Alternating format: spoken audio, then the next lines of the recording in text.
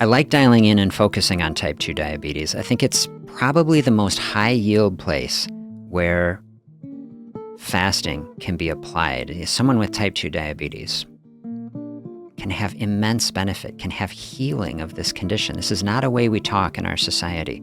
We talk about managing diabetes effectively. We don't talk really about healing it. Sometimes you will see the word reverse. People will say reverse type 2 diabetes.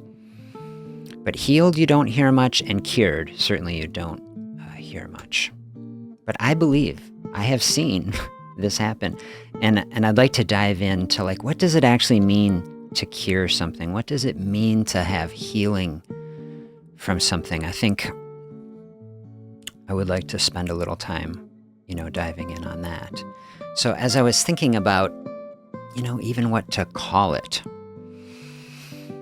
in my mind, when I have seen hundreds, I don't know, I never want to hype anything, I don't have the exact numbers, but hundreds of patients who have embraced the open space of fasting, which is just an opportunity to burn blood sugar.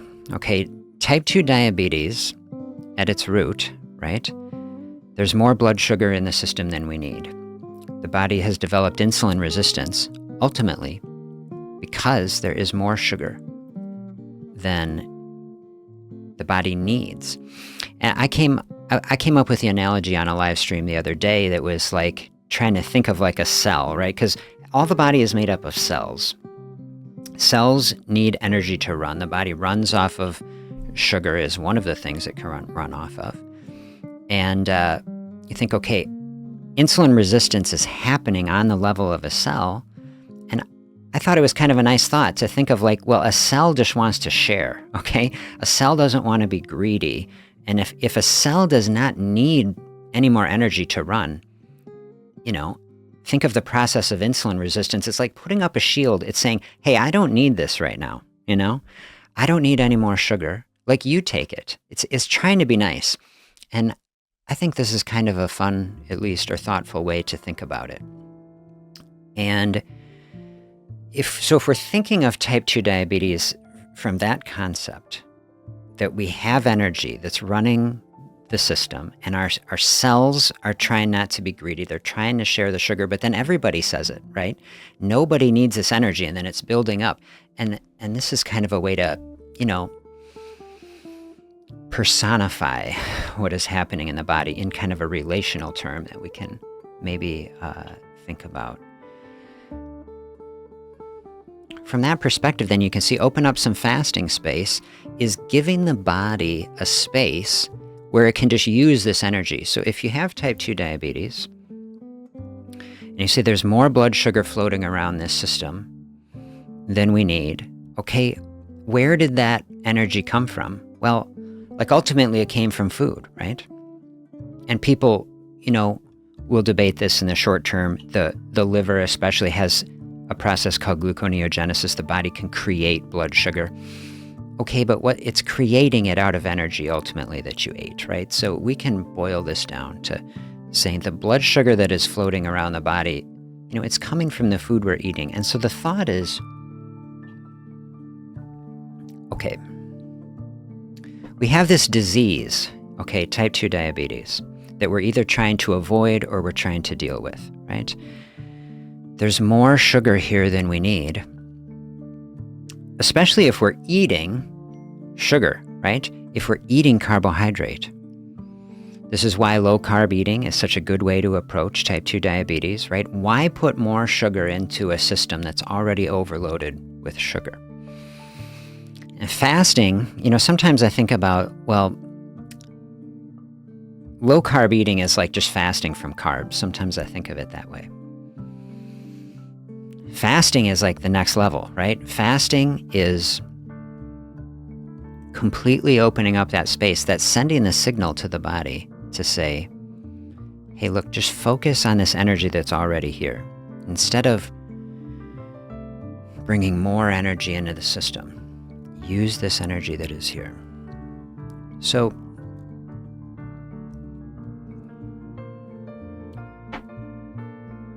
one of the things that bothers me a lot about the current medical discussion around type 2 diabetes one of the things that I would like to see change is, intermittent fasting is out in society, right?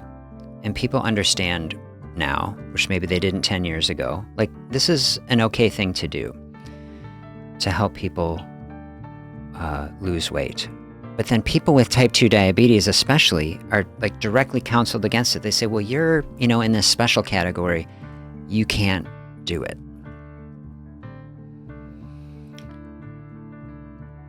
And that I really think is unfair.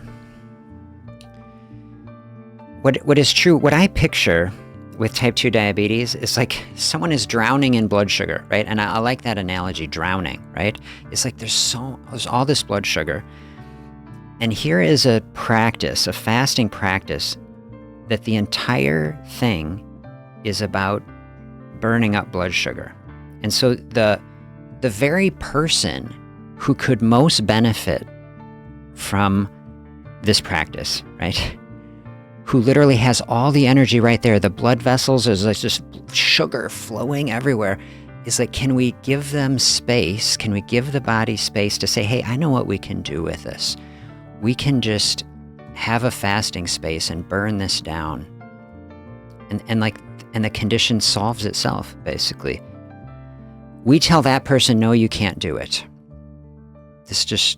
It feels like an injustice to me. And the thing of it is like,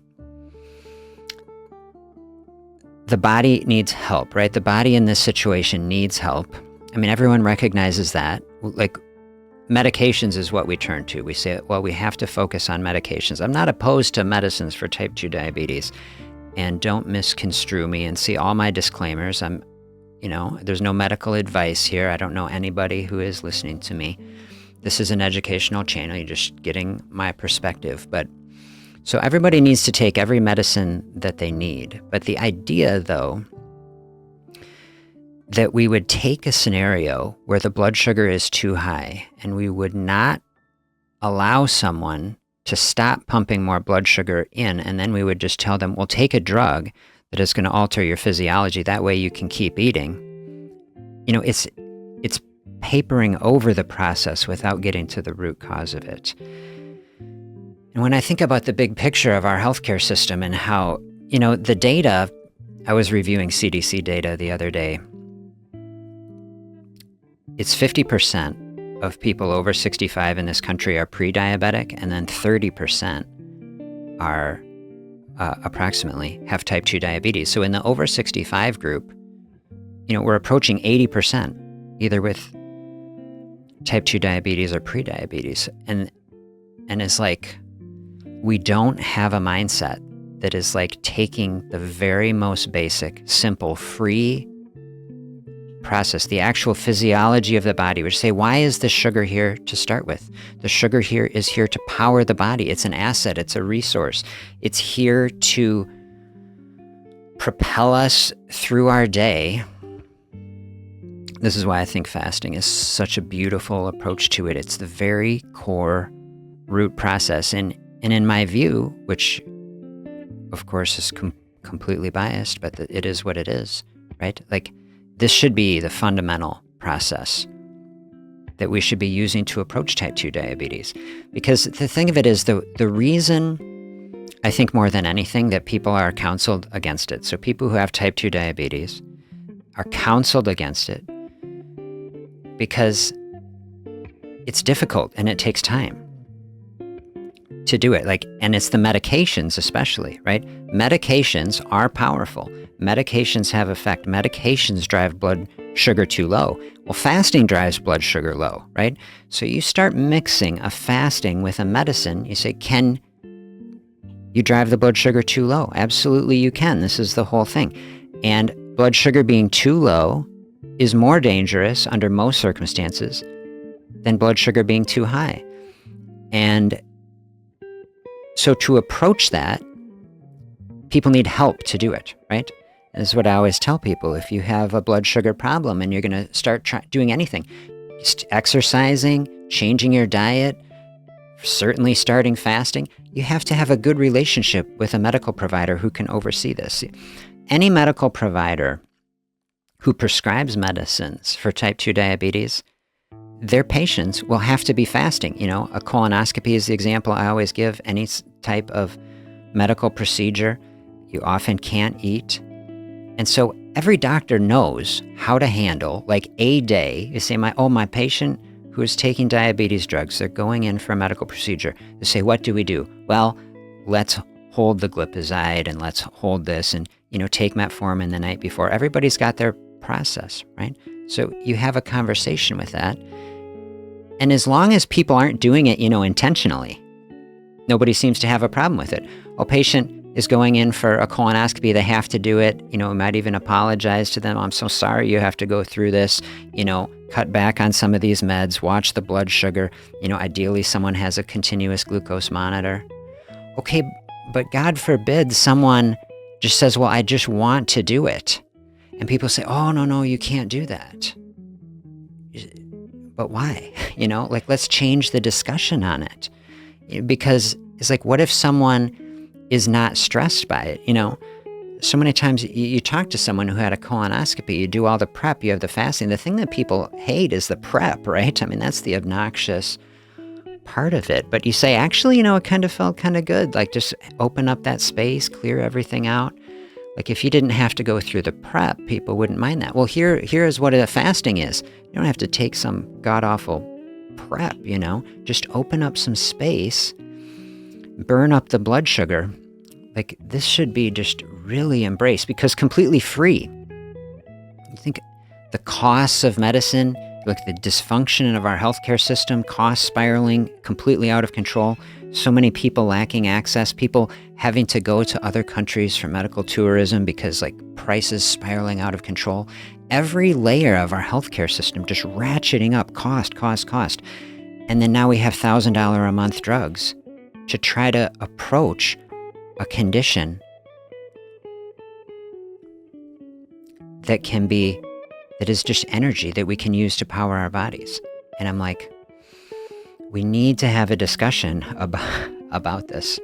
No one should ever be, of course, forced or cajoled or pushed in any fashion to do a fasting. That would be like, but I think that it should be offered. And I think a thoughtful medical system would be talking about it and exploring it and offering it and creating systems to support and thoughtfully encourage and help people. Like, I look at fasting, like someone is drowning in a sea of blood sugar. Is like, fasting to me is like a life preserver, right? Is one of those rings like that the lifeguard has, like throw it out and like try to help a fellow human being who is dealing with this situation, and don't tell them, oh, just keep swimming, you'll make it. Like, when we have the life thing right there, like throw it out, help a person to see it. That's what I feel like fasting is.